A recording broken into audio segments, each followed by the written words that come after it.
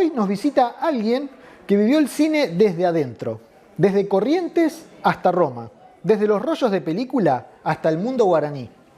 Settimio Presuto es cineasta, montajista y sobre todo un narrador con memoria. Fue parte de ORC, trabajó con Birri, con Glazer, con la RAI y aún sigue contando historias. Settimio, un lujo tenerte acá con nosotros. Muchas gracias a ustedes por invitarme. Bueno, voy a arrancar la pregunta más tirando para lo que era su infancia. ¿Qué imágenes de aquellos primeros años en Curuzú Cuatiá le vuelven cuando piensa en su relación con el cine? Uy, qué pregunta. Me vuelve una imagen que quizás marcó un antes y un después de mi acercamiento al cine. En Curuzú había dos cines, el Cine Colón y el Cine Cervantes. El Cine Colón, el hijo del administrador del Cine Colón, estudiaba conmigo y juntos íbamos a estudiar a la casa de sus padres. Un día el papá de él, don Juan Manuel Aval y Casal, me dice: pibe, si vos querés venir al cine, vení, te dejo entrar gratis. Y yo, a partir de ese momento, me vi todas las películas que pasaron por Curuzú, sea en el Colón, sea en el Cervantes, porque el Cervantes retribuía al hijo del competidor y por lo tanto durante 3 años bebí cine. Ahora, ¿cómo yo me meto realmente en el cine? Un día íbamos a las matinés con los cortitos de 10 minutos de la serie que cuando caían las piedras, próximo capítulo. Decido entender dónde están las imágenes.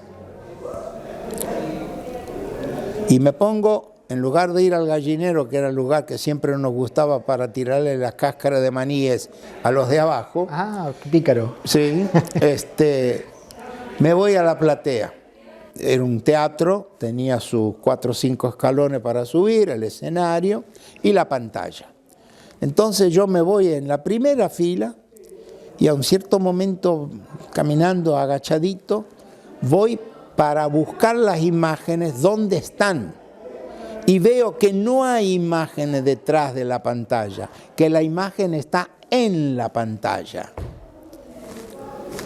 Miro el escenario vacío del teatro. A la izquierda no había nada, a la derecha había una pila de esos afiches de la distribuidora que ponían para llamar la atención y el resto, los telones del teatro. Bueno, me desilusioné. Digo, ¿cómo? No hay imágenes detrás de la pantalla. ¿Dónde están? Años después comprendí que estaban en la pantalla y en realidad tampoco en la pantalla, estaban en un celuloide que pasaba delante de una luz que las proyectaba. Aprendió a leer en un bar. Sí.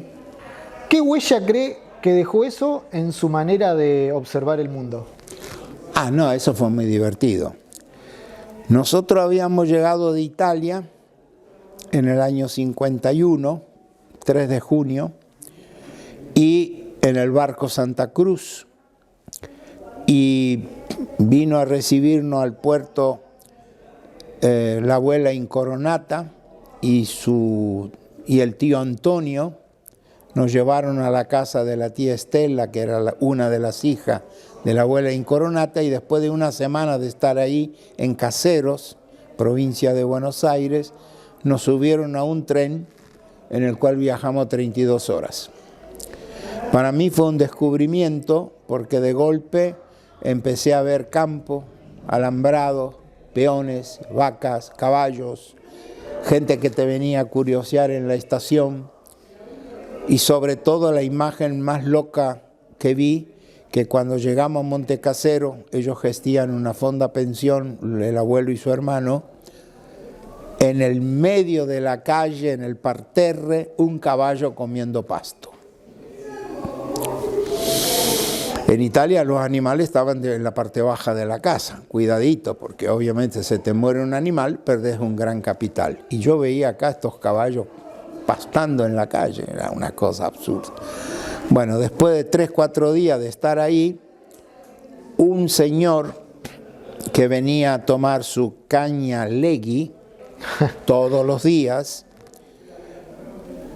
le dice a mi abuelo, ¿querés que le enseñe a leer y escribir a este muchacho? Y el abuelo dice, bueno, hacerlo. Entonces vino al día siguiente con cuaderno, lápiz, goma, sentate acá, mientras yo me tomo la caña, vos escribí. Y así tuvimos 6 meses. Y a los 6 meses ya tenía los rudimentos del castellano bien marcado. Tal es así que cuando ellos dejaron Montecasero, porque la familia se había ampliado y compraron una casa en Curuzucuatiá, donde estoy todavía hoy, y el único colegio que me aceptó fuera de término, yo quería ir a la escuela pública, pero no me aceptaron, fue el colegio de los curas salesianos. Y entonces me pusieron en primero inferior. Y a la semana el maestro Arriola va al director y le dice, este ya sabe todo lo que yo voy a enseñar, hay que pasarlo a primero superior. Y me pasan a primero superior y me buscan un compañero que sea de origen italiano para no hacerme sentir tan extraño. Esa persona fue Alfredo Hellero, que acaba de fallecer hace poco tiempo, que fue muy conocido en el mundo musical correntino, en el mundo del chamamé, como Caballo Loco, y que fue el conductor del trío de haces compuesto por don Isaco Abitbol, Miño y Antonio Nis, la guitarra mayor del chamamé. Pero la música del chamamé me siguió interesando siempre. Fueron las primeras músicas que escuché en Curuzú, junto con unas verbenas de una familia española que vivía al lado. Y también quiero rescatar la figura de Montenegro, que era un carretero que parqueaba su carreta de altas ruedas en la esquina de casa, se sentaba en la parte de atrás poniendo un palo para que no se desbalanceara y me decía, Añamembuí. Entonces yo me enojaba porque no sabía lo que quería decir. Y él decía, Guri, Añamembuí. Y bueno, yo eso lo empecé a repetir como un mantra. Y enfrente de la esquina había un almacén de García y Rivara, donde estaba don Silvio Rivara, que siempre me daba un caramelo, lo tenía en los bolsillos y cuando me veía, vení, te voy a regalar un caramelo, y me dice, pero te voy a pedir una cosa, no digas esa palabra, Ñamembuí, porque es una mala palabra. Ajá. Después entendí que Añamembuí del guaraní significa hijo del diablo. Uy, qué anécdota. Septimio, te llevo un poco ahora a Europa. La pregunta es, ¿cómo fue formarse en Roma, cuando todo parecía armarse desde la voluntad más que desde la estructura? Yo llego a Roma a causa de la ausencia en Argentina de las posibilidades de formarse. Yo estaba ya en esa época, conocía el Cineclub Ateneo de la Juventud, conocía el Cineclub Núcleo, allí en Núcleo conocí a Palero y a Walter Achugar,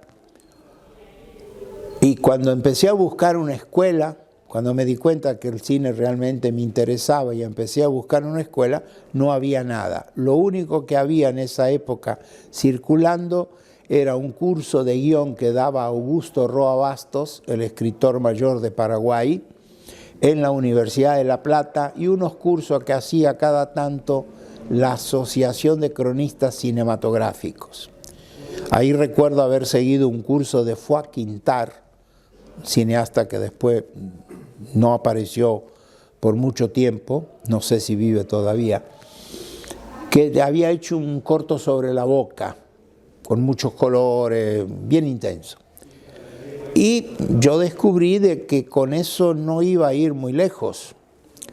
Entonces empecé a pensar qué hacer. Con el Cineclub Ateneo de la Juventud me metí en un grupo que iba a realizar un cortometraje con actores del teatro independiente. y que en una de las reuniones del Cineclub, sabe que en aquella época si un socio no te presentaba no entrabas, bueno, toda esa burocracia. Y un día llego ahí al día de los encuentros y Ricardo Vidaurre, así se llama o se llamaba el que iba a ser director, dice, bueno, yo estoy por empezar un corto y quiero ver quién le interesa de trabajar conmigo. Entonces yo levanté la mano y me dice, ¿y vos qué sabés hacer? Le digo, bueno, yo he filmado en 8 milímetros, yo creo que puedo ayudar bien al director. Entonces me dice, bueno, te nombro asistente del director. Y una semana después me encontré en el puente de hierro de La Boca, arriba en la parte alta, detrás de una cámara Mitchell 35 milímetros que él había comprado para hacer el corto, y filmando. Bueno, para mí eso era como que no existía, que era como un sueño. Trabajamos casi 3 años, sábado, domingo y feriado.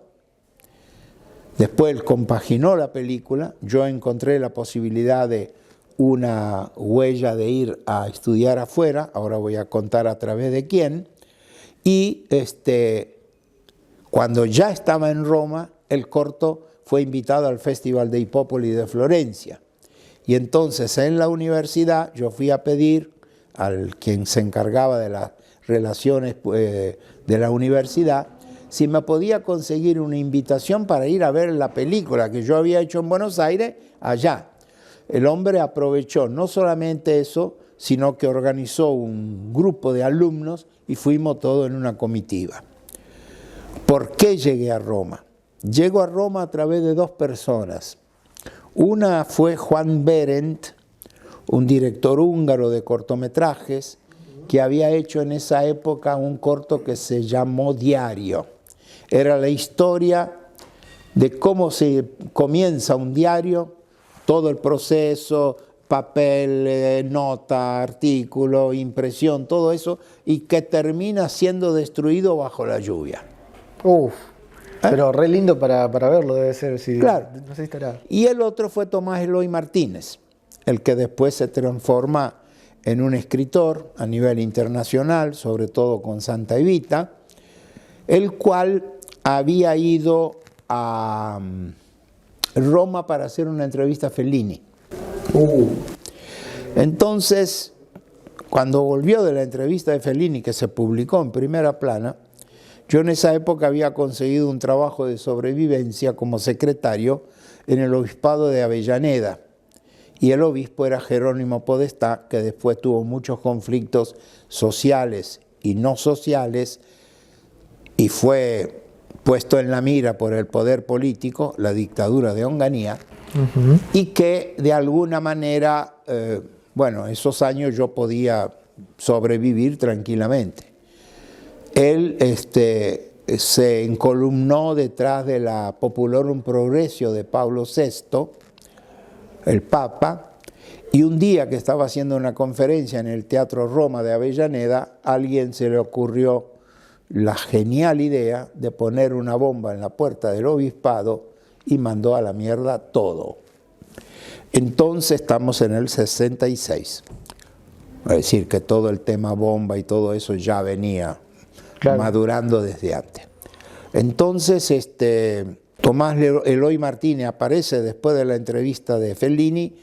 Él se entera de que yo ando en esto del cine, porque yo se lo cuento, y me dice, no, vos no te tenés que ir ni a París, ni a Bélgica, vos tenés que ir a Roma. Yo estuve en Cinecittà, eso es fantástico. Bueno, me llena la cabeza. Y entonces, cuando después de la bomba, Podestá me dice, mirá, aquí esto se pudre todo, yo me voy a quedar por una elección, pero no te quiero involucrar a vos en esto. Yo sé que vos querés hacer cine, decime de qué manera te puedo ayudar. Bueno, entonces yo le cuento que estoy ahí buscando una beca, qué sé yo, me ayuda a encontrar esa beca, y en octubre del 67, el 7 de octubre, viajo, me subo a un avión y hago Río, donde me entero el asesinato del Che, en Bolivia, hago Río, Lisboa, Madrid, París, Londres y aterrizo en Roma. Yo llevaba 3 cartas de recomendaciones. Una para el embajador delante del gobierno italiano, argentino delante del gobierno italiano, una para el embajador ante la Santa Sede y otra para un señor que era el representante del Instituto Nacional de Cine. El Instituto Nacional de Cine argentino se fundó en el 58 y había nombrado un representante en Roma que era don Emilio Villalba Wells, que era un guionista de películas tranquilas, entre los 40 y los 50, lo que los italianos llaman telefoni bianchi. Y le entrego la carta, me dice, yo te puedo ayudar, no, vamos, yo te voy a acompañar para lo de la beca. Y dice, y aquí en Roma vive un director de cine argentino, y yo te voy a hacer un contacto con él, Fernando Birri. Yo de Birri había visto Los Inundados en el cine Lorraine, en la calle Corrientes, así que se fue dando todo muy naturalmente, y en enero del 68 lo llamo a Birri, indicando que me dio su teléfono el Villalba, y él me dice, bueno, esta semana estoy ocupado, pero la semana que viene podemos vernos. Una noche te venía a cenar, llámame por teléfono, organizamos la cena. Me acuerdo que estaba en su casa de vía Giovanni Barraco 12, y llegué, era el último piso del edificio, con un portero en la puerta vigilante que llamó por teléfono para preguntar si me dejaba pasar.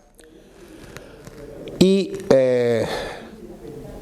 entré en el living de la casa, una mesa roja, grande, con una lámpara redonda a media campana arriba, y Carmen, la esposa de Birri, preparó milanesa con puré.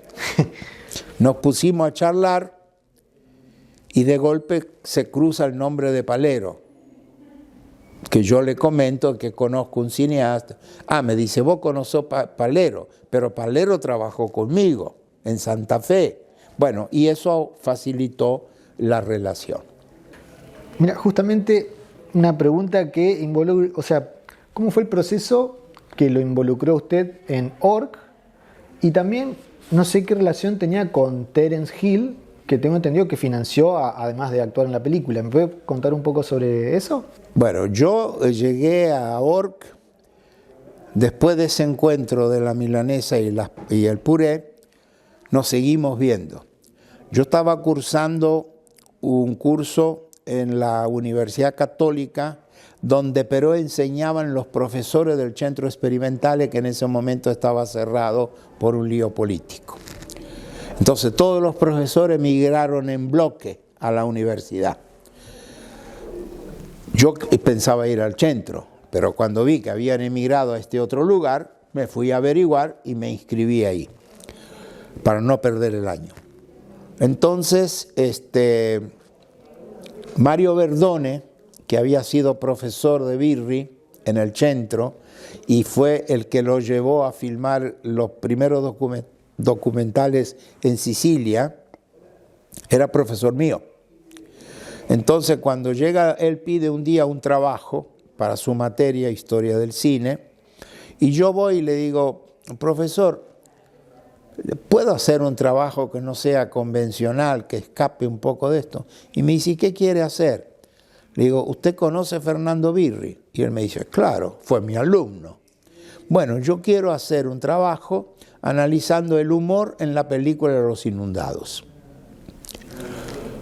Y me dice, sí, está bien, hágalo. Dice, pero para eso hay que entrevistar al director, me dice. Bueno, entonces yo lo llamo a Birri. Le digo, mira, pasa esto. Bueno, me dio una entrevista, nada de grabador, papel y lápiz para anotar.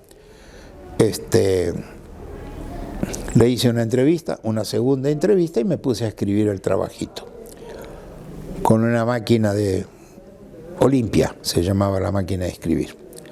Bueno, escribo, lo termino, antes de entregárselo a Verdone, se lo hago ver a Birri, para ver si él está de acuerdo porque bueno, me asustaba la idea de que lo viera Verdone y después lo viera Birri y me decía, pero ¿por qué no me consultaste? Esto es una barbaridad. Entonces hago eso y Birri lo lee, queda muy satisfecho, me dice, podés entregárselo a Mario. Yo se lo entrego, funciona muy bien y en el año 1968 el Festival de Pesaro iba a hacer una gran sesión dedicada al cine latinoamericano. Iba a estar Solanas, Getino, Vallejo, Palero, de los cubanos venía Alfredo Guevara, Tomás Gutiérrez Alea, Julio García Espinosa, es decir, la crema de la crema, Miguel Litín, estaban todos. Es decir, que para mí encontrarme en ese contexto, sin conocerlo a ninguno de ellos, menos que a Palero y Birri, era una ocasión única como estudiante. Es decir, los tenés ahí toditos juntos y bueno, antes o después algo va a pasar. Se iba a estrenar La Hora de los Hornos. Entonces, yo le pregunto a Birri si me puede conseguir una invitación. Me dice, yo conozco al director, le pregunto y veo qué pasa. El director aceptó, me invitó con hotel y comida, el pasaje lo tuve que pagar yo, y yendo en el tren a Pesaro, encuentro que en el mismo tren viaja Palero, al cual yo había visto 2 años antes, en el 66, en el Festival de Cine Documental de Córdoba, donde él traía los documentales de Tomás Farcas, Subterráneo do Futebol, Garrincha, Nostra Scola do Samba, que había hecho Manuel Horacio Jiménez, que era el asistente de Birri en Los Inundados, y Sarno con la llegada de los nordestinos a la estación de San Pablo. Bueno, nos sorprendimos los dos, ¿qué hace acá? ¿Qué hace acá? Le cuento que había conseguido esa beca, bueno. Pasa el festival, se estrena La Hora de los Hornos, La Hora es un gran triunfo, se arma un conflicto con la policía, el festival fue rodeado por los fascistas, bueno, un lío gigantesco. La cuestión es que cuando volvemos en el tren, Palero me dice, mirá que Birri está preparando una película, pregúntale si podés hacer algo en la película. Bueno, yo lo llamo, voy y le digo, me dijo Cacho que pasa esto, y él se quedó en silencio y después de un poco me dice, no todos los amigos pueden trabajar juntos. Yo dije, ok, reboté, paciencia. Y después agregó, pero podemos hacer una prueba. Si yo me encuentro bien con vos y vos te encontrás bien conmigo, trabajamos. Y si no, amigos como antes. Bueno, la prueba funcionó y entré a trabajar en ORC, donde hice todos los roles, desde el desglose del guión hasta tener las relaciones con los periodistas en el año 79, en el Festival de Venecia. ¿Cómo entra Terence Hill en esto? Terence Hill era amigo de Birri. Ajá. Y había hecho una película con Visconti, El Gato Pardo, donde él tenía un rol que es más o menos con bastante presencia. Y él pensó que de alguna manera ese rol le iba a permitir saltar a otro nivel. Eso no pasó, no sé por qué, y tuvo que entrar con el tema de los westerns. Entonces, Hill buscaba una película diferente, Fernando le propuso Org y él aceptó ser actor. Org empieza como producción con un sistema de cooperativa que cuando se agota, Hill, que empieza ya a triunfar y a ganar dinero, dice yo asumo la producción. Y él financió toda la producción de Org. Tal es así que en la versión final él aparece como productor. La película se terminó, fue aprobada por él y su mujer. La película no se sabe qué pasó, hay una zona oscura donde a un cierto momento, yo supongo que por influencia de su representante y de la cantidad de dinero que movía cuando ya fue Terence Hill, la gente, sobre todo su agente, se asustó de que una película donde él no era el cowboy podía dañar su figura comercial. Y entonces vino lo que ya he contado en alguna ocasión, que dijo que la película no se iba a mostrar y que iba a quemar el negativo. Uf. Entonces, Fernando negoció con él 2-3 días, volviendo de un viaje desde la India, y al final se consigue hacer una proyección donde iba a estar su representante y abogado y representante, Girotti, Birri y una persona de la cultura italiana, que al principio él pensó en Alberto Moravia, un escritor importante en ese momento, pero que después, como Moravia estaba en África, se decidió por Vasco Pratolini, el mismo que había escrito el guión Mal de América con Birri y que era también amigo de Girotti. Bueno, vieron la película, parece ser que Girotti se quedó impresionado de los comentarios que le había dicho Pratolini y al final la película consiguió hacer una proyección pública con 25 o 30 personas. Se hizo esa proyección, la película quedó salvada entre comillas y después se hizo una proyección. Nosotros buscábamos una exhibición pública que quedara en un catálogo y al final yo conocí a un crítico cinematográfico joven que murió repentinamente pocos meses después y que me dijo, lo encontré un día por la calle y me dice, che, ¿cómo va la película de ustedes? Le digo, bueno, tenemos este problema. Yo estoy seleccionando para Venecia y para el verano de Roma. Mostrámela y vemos qué podemos hacer. Bueno, yo organizo una proyección, él no llega, pero llega el director de Venecia, llega Cesare Zavattini, Dario Puccini y se hace una proyección para ellos. Cuando termina la proyección, Zavattini, con su vozarrón, dice, vero Carlo Lizzani, tu questo film lo porti a Venezia. Y ahí prácticamente, con Girotti en la sala, Lizzani le dijo, si el productor me lo da.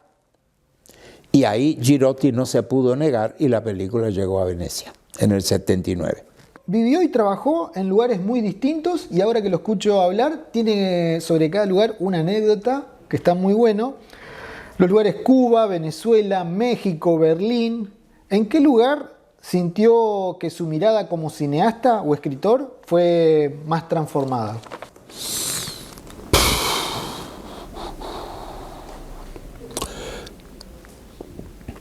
Quizás fue Cuba. ¿En Cuba? Sí. Porque trabajar en Cuba fue una experiencia insólita, trabajar en el sistema socialista. Es decir, cuando yo llegué a Cuba para hacer películas, que fue en el año 84, iba todos los años al festival, pero después, cuando fuimos para hacer Mi hijo el Che, siempre me pregunté cómo iba a ser trabajar en un sistema político diferente que el Occidente. Y el primer conflicto que tuve conmigo mismo era si me colocaba como un profesional o como un admirador de la Revolución Cubana. Y entonces decidí ponerme como un profesional, porque me parecía que era lo más ético, lo más genuino. Y ahí empezamos a trabajar con dificultades, porque Cuba en ese momento seguía con el bloqueo, tenía serias dificultades de aprovisionarse, y sobre todo, con Mi hijo el Che todavía fue una experiencia de pruebas, y cuando en el 86 se empezó a preparar El señor muy viejo con unas salas enormes, preparación que tuvimos que interrumpir para hacer la escuela de cine, empezaron a surgir algunos problemas en el equipo. Y uno de los problemas era quién manda arriba, porque yo tenía un productor cubano y yo era el productor del que venía del extranjero. Y entonces Miguel Mendoza, lúcidamente, decidió hacer una operación sutil pero inteligente, que fue que puso al lado de su escritorio otro para mí. Y a partir de ahí se resolvieron los problemas. Y yo jugaba un poco de comodín. Había que hacer una gestión en un ministerio. Él iba, hablaba, presentaba todos los papeles, qué sé yo, y cuando teníamos el encuentro íbamos los dos. Yo lo dejaba hablar a él. Generalmente la burocracia ponía muchos impedimentos y entonces en un momento Miguel me decía, ¿vio compañero lo que yo le decía? Y le digo, sí. ¿Y qué hacemos ahora? Entonces yo me dirigía al funcionario de turno y le digo, compañero, discúlpeme, deme una buena razón que yo le pueda comunicar al compañero García Márquez por qué no me da los elementos que nos sirven. Era una extorsión neta, porque en La Habana al menos todo el mundo sabía que García Márquez hablaba directamente con Fidel. Y ahí las barajas se volvían a dar y generalmente conseguíamos todo. Voy a ir a un bloque lúdico, voy a estar muy pendiente del papel. Es más que nada son que usted me lo afirme o me lo niegue. ¿Verdadero o falso? Son 5 preguntitas. La primera, editar Orc fue una de las experiencias más intensas de su vida profesional. Absolutamente, sí. ¿Alguna vez una traducción del italiano le jugó una mala pasada? Por supuesto. Verrà la morte avrà i tuoi occhi, un poema. ¿Cómo traducimos verrà la muerte? ¿Viene la muerte? ¿Vendrá la muerte? Hubo días en que vio 5 películas seguidas y todavía te acordás de cada una. No, 5 películas seguidas no, porque es un disparate, pero llegué a ver 3 seguidas en la época que existía en Avellaneda el continuado. Y me acuerdo. En los rodajes, las diferencias creativas a veces enseñan más que los acuerdos. Por supuesto, todos los rodajes tienen una fase de improvisación. El mejor consejo de edición que recibiste no venía de un manual, sino que venía de la propia intuición. Los manuales son indicativos. Hay que desconfiar un poco de los manuales. Al final, te cuento una anécdota que puede explicar bien esto. Dale. Yo hacía 4 años que estaba en Italia y mi mamá vino a visitar a sus papás, a los cuales no veía desde hacía 20 años. También sabía que venía para llevarme de vuelta a la Argentina. Entonces Fernando me dijo, la fuimos a buscar al aeropuerto con su pequeño coche, una Fiat 500, y me dijo, vos tenés que mostrarle a tu mamá cómo es el trabajo de la moviola. Bueno, fuimos a la casa donde iba a quedarse, fuimos a cenar, y 2 días después le digo, hoy a la tarde vamos a ir a la moviola y te voy a mostrar lo que hago. Entonces le hice una clase didáctica solamente para ella, con un fragmento de la película, le puse el sonido, le puse el diálogo, la música, todo. Cuando terminé, apagué la lámpara de la moviola y ella se quedó en silencio. Y después de un rato me dice, me gusta tu trabajo, se hace con las manos. Qué lindo. Está bueno. Bueno, acá estamos con algunos de los estudiantes del ISCA. No sé si tienen alguna pregunta ustedes, chicos, para hacerle. Podríamos aprovechar, si se puede. Una les dejo, después yo... ¿Una nos dejás? Sí. Bueno, te cuento, estamos trabajando todas las cátedras en torno al homenaje de los 100 años de Fernando. Y quería preguntarte esto muy simple. Para vos, ¿está presente Fernando hoy en los pasillos del ISCA? Yo creo que ustedes tienen Fernando adentro de todos lados. Es decir, ustedes como instituto o el archivo no pueden prescindir de esa presencia. Porque prescindir de esa presencia sería negar parte de la existencia de ustedes mismos.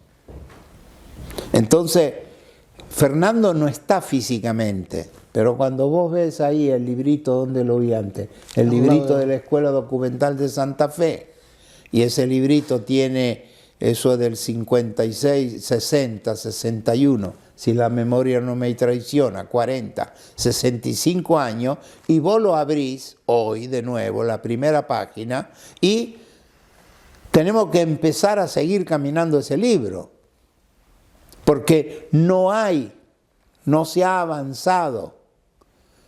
El otro día cuando me llevaron al Tire 10, yo estuve en el 92 que me llevó Arch cuando estaba vivo, cuando traje la copia del Señor Muy Viejo para el Cine Club.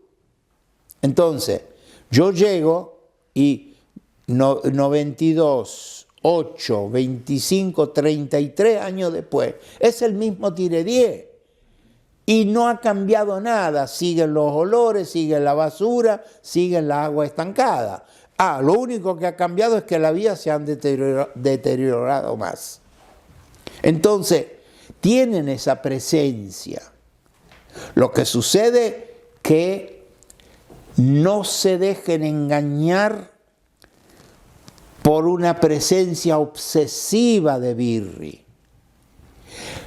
Aprendan a sacar de Birri lo que les sirve y aporten algo de ustedes dentro de Birri.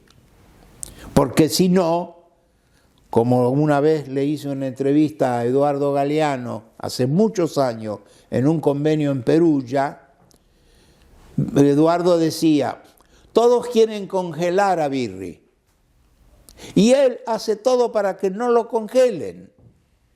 En este caso, y termina diciendo Eduardo, nos guste o no nos guste Birri cómo actúa. Pero ustedes ahora que tienen la posibilidad de que le pase adelante lo que hizo y que ustedes saben lo que le puede servir o no servir, agreguen lo de ustedes, justo o equivocado que sea, pero agreguen. Perfecto. Yo voy a agregar algo, un par de cosas. Sí. Lo único que cambió es que ya no hay ni tren a Buenos Aires. Ya ni tren hay a Buenos Aires. Esta chica tiene que haber leído ese librito porque el lunes tiene parcial de la Escuela Documental Santa Fe. No sé si lo leyó. No, se tiene más allá de la broma. Antes que entre, ya lo dijo al dato. Que dijiste recién, ya lo dijo. Bueno, ¿qué leyó? Se timió. Tengo una consulta que capaz que nada que ver de lo que vienen hablando. El final de Mi Hijo el Che. Yo la vi en el Cine América, cuando todavía a lo mejor Juan Carlos estaba vivo. ¿En qué año trajiste vos Un Señor Muy Viejo? 1992. Y bueno, sí. No, Mi Hijo el Che, El Señor Muy Viejo. Un Señor Muy Viejo. Capaz que la vimos después, porque estaba Fernando. Vimos Org en el Chaplin, era otro cine que tenían ellos, que después cuando había 30 cines acá, después se cerró. Y ahí en el América vimos Mi Hijo el Che, y otro día, creo que el mismo día vimos la de el pintor y escritor español Alberti. La de Alberti. Pero de ahí Mi Hijo el Che, que es un testimonio espectacular, termina la película y yo digo, ¿qué habrán querido decir? Que la revolución continúa, porque digo, terminó como que siguiera la película y no Por sigue. supuesto. Es decir, el viejo Guevara tuvo una mujer que fue la Celia, la madre del Che, que murió de cáncer. Se volvió a casar con su secretaria y a los 70 y pico de años empezó a hacer hijos, 3, que son los que están en el final de la película. Sí. La vida continúa, la revolución continúa. No nos tenemos que olvidar que en los 70, en el conflicto revolución o no revolución, mucha gente empezó a afirmar que la revolución empieza primero dentro de uno mismo y después la podemos llevar a la calle. Pero si no cambiamos nosotros, no vamos a cambiar a los que nos acompañan. Y eso me parece que es fundamental. Justamente me das pie para hacerte la última pregunta, que creo que tiene casi respondida, o no sé. ¿Qué le dirías a alguien joven que siente que tiene una historia para contar, pero no sabe por dónde arrancar? Que la cuente, aunque sea pateando piedra en la calle. Chito Maselli, un director del cine italiano que hizo cosas importantes, tiene una película que se llama Lettera aperta a un giornale della sera, que después de una discusión cabezuda sobre revolución, no revolución, los protagonistas terminan pateando latas de Coca-Cola en una calle. La tienen que contar como sienten que la tienen que contar. Y vos una cosa la podés contar con un grabador, con una cámara de filmar, con una computadora, con una cámara de foto. A veces nos quedamos obsesivos porque necesitamos la Sony último modelo, porque si no la calidad no funciona. También porque hay ciertos impedimentos tecnológicos. Yo cuando hice el viaje de Solanas hice fotos. Había un fotógrafo de escena, estaba Marco López, el fotógrafo que hacía el documental sobre Solanas, y yo llevé mi cámara y hacía fotos desde mi rol de coordinador. Cuando volví a Alemania le mostré esas fotos a unos amigos y me dijeron: che, qué linda foto, carajo, vamos a ver si podemos a una revista que yo conozco, a ver si pueden comprar alguna foto. Fuimos con la foto. Les fascinaron la foto, fantástico. Y cuando ya estábamos por cerrar el trato me dice: esto se hizo con una cámara Leica, ¿verdad? No, con una Canon. Lo siento, nosotros compramos solo fotos hechas con Leica. Quiero agregar una cosa. Por favor, adelante. No nos olvidemos, en este mundo voy a usar un término correntino, descuajeringado que nos toca vivir, que se están perdiendo valores básicos. Y me parece importante rescatar 3 palabras: solidaridad, ética y dignidad. Ahora basta. Muchas gracias.